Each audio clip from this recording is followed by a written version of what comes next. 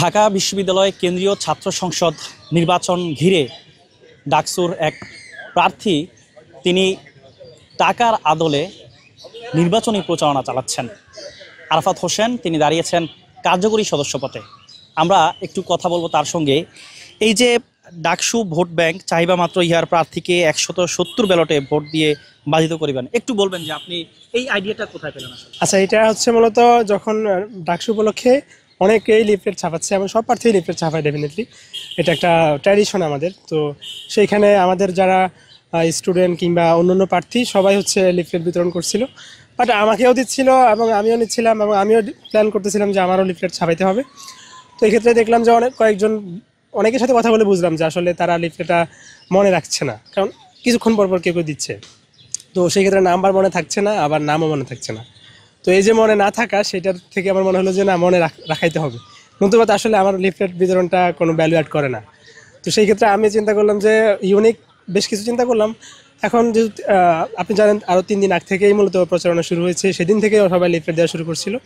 But আমি সময় নিলাম একটু ভেবে দেখি আসলে কীভাবে আগানো যায়। তখন হচ্ছে ভাবলাম যে না, যদি আমি টাকার সিস্টেমে নিয়ে আসি দেন সেটা ইউনিকও হবে এবং খুব যদি ভালো ডিজাইনটা হয় তাহলে হচ্ছে পুরোপুরি টাকার মতোই লাগবে এবং তারা সেটাকে শো পিস হিসেবে রেখে দিতে পারবে তাদের ওয়ালেটে, অ্যাজ এ সুভিনিয়র অথবা সিম্বল হিসেবে, সিগনেচার একটা লিফলেট হিসেবে রেখে দিতে পারবে। দেন মনে আসলো যে টাকার উপরে যে লেখাগুলো ছিল সেটা আসলে ইন্টারেস্টিং। আপনিও জানেন আমরা ছোটোবেলা থেকে দেখে আসছি, চাহিবা মাত্র ইহার বাহককে দিতে বাধ্য থাকিবেন। সেখানে আমরা তো ভোট চাইতে আর বাধ্য করতে পারি না। সেক্ষেত্রে আমি দিয়েছিলাম যে চাহিবা মাত্র ইহার প্রার্থীকে ভোট দিয়ে বাধিত করিবেন। ডেফিনেটলি বাধিতটা হচ্ছে একটু সফটলি তার কাছে ভোট চাওয়া।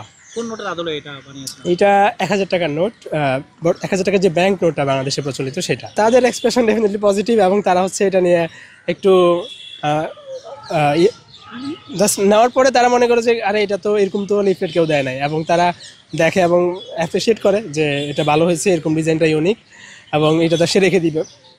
সামহাও যে কেউ হচ্ছে একাধিক লিফলেট চেয়ে নিয়ে যায় যে হচ্ছে তার অন্য কাউকে দিবে, হয়তো তার রুমমেটকে দিবে, অথবা সে তার কাছে একাধিক লিফলেট সংরক্ষণ রাখতে চায়। হ্যাঁ, এখানে আসলে টাকার নোটে যেখানে 1000 টাকা লেখা ছিল সেখানে 170 আমার ব্যালট নাম্বার। তো সেই ক্ষেত্রে ওই টাকার মতোই মনে হচ্ছে এবং এটার সাইজটাও একদম টাকার মতো। আর তো সেই জন্য সোশ্যাল মিডিয়া এখনো সেটাকে টাকা হিসেবেই করতে করা হচ্ছে। হ্যাঁ, 170 টাকা নেয় সেই ক্ষেত্রে, এবং সাদা কালো টাকাও নেই কোনো, এটা তো সাদা কালো যেহেতু নির্বাচন আচরণবিধির মধ্যে পড়ে। তো সবাই টাকা হিসেবে বলতেছে, বাট সবাই বুঝতেছে যে আসলে ব্যাপারটা সার্কাজম। প্রচারণার ক্ষেত্রে সবাই চায় যে একটু ডিফারেন্সিয়েশন করার জন্য। তো আশিক আমার হলেরই জুনিয়র, আমি আশিক একই হলের, সূর্য সেন হলের। তো সে তার মতো করে প্রচারণার একটা স্ট্র্যাটেজি নিয়েছিল।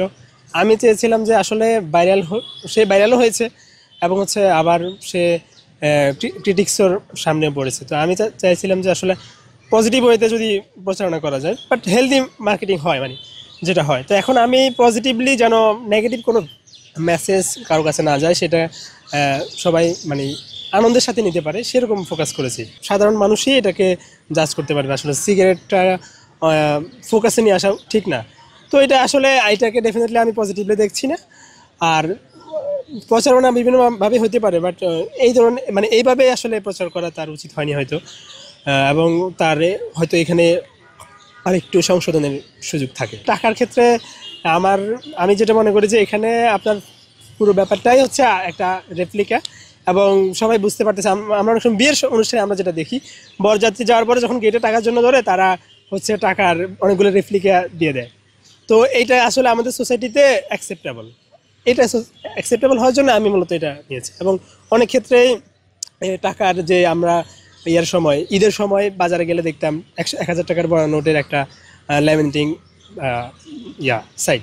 তো এইটা আমার মনে হয় যে এটা পজিটিভলি মানুষের কাছে অলরেডি অ্যাকসেপ্টেড, দেন এটা হতে পারে। এতক্ষণ আমরা কথা বলছিলাম ঢাকা বিশ্ববিদ্যালয়ের ডাকসু নির্বাচনে যিনি স্বতন্ত্র প্রার্থী হিসেবে লড়াই করছেন, ব্যতিক্রমী প্রচারণা নিয়ে তার সঙ্গে আমরা কথা বলেছি। আমরা আবারও আগামীতে অন্য কোনো প্রার্থী নিয়ে আপনাদের সামনে হাজির হব। থাকুন ভালোর সাথে সব সময়।